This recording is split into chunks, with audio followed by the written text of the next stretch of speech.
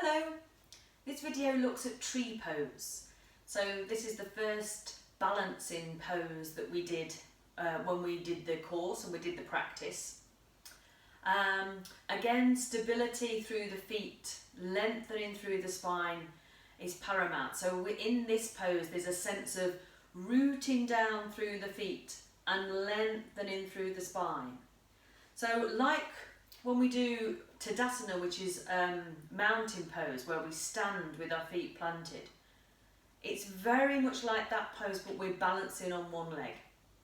So if you get a sense, you may wish to just stand with your feet hip distance apart, soften the knees.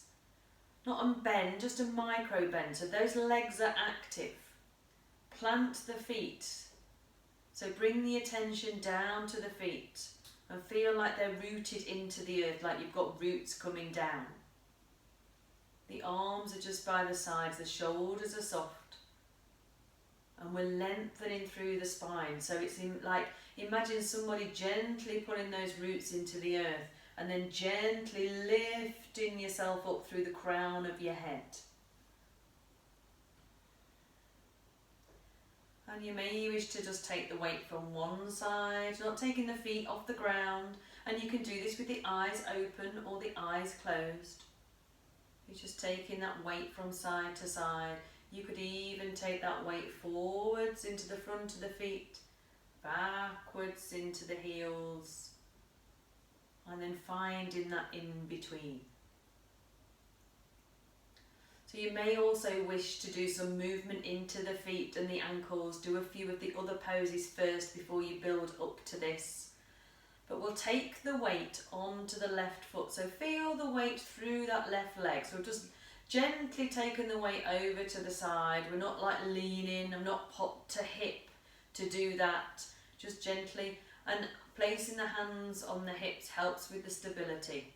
So using those abdominal muscles and using the breath, find that stability, and we'll start just by floating one leg off. So you might want to take a soft gaze down just in front of you, and then place that foot back down on the ground. Plant those feet, feel the roots go through, find the balance on the right this time, floating the left leg off. And you might find that one side is a lot easier than the other. I feel much more stable on the right than I do on the left. Although sometimes it depends on what day it is. It can switch. Planting that foot. Lifting that leg. Planting the foot. Lifting the leg. And this might be as much as you do. And that's fine. So we'll take the weight over to the left. I'm going to bring the right toe just to the side of the left, and then I'm going to externally rotate that hip out to the side. And then that foot can actually stay there on the ground. It could come to the shin. It could come, oh, I'm wobbling now. Be careful of the knee. If you are going to put the foot onto the knee, then don't press into that knee joint. So the heel needs to go above really. And that's where I'm at really. Getting it any higher for me is a bit tricky. So find that stability. The hands can stay where they are. They could come into a prayer position. And they could come up into the air. So if I feel into my body at the moment, you know, my ankle is doing a lot of work, it's wobbling around quite a bit. Finding that stability on the ground to hold up the rest of the body. And then we can bring the hands back down, release that leg, giving that one a little bit of a shake out if you need to. You could even move through the feet.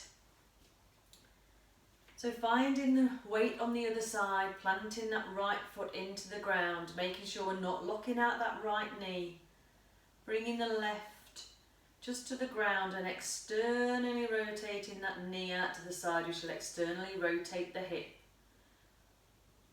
And then option to stay here. Plant the foot on the shin or further up the leg. Ooh. Trying to do this and watch the camera at the same time.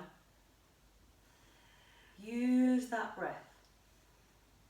So find the stability before you move the arms, taking them to wherever feels good for you in your body. You can do lots of different arms, really.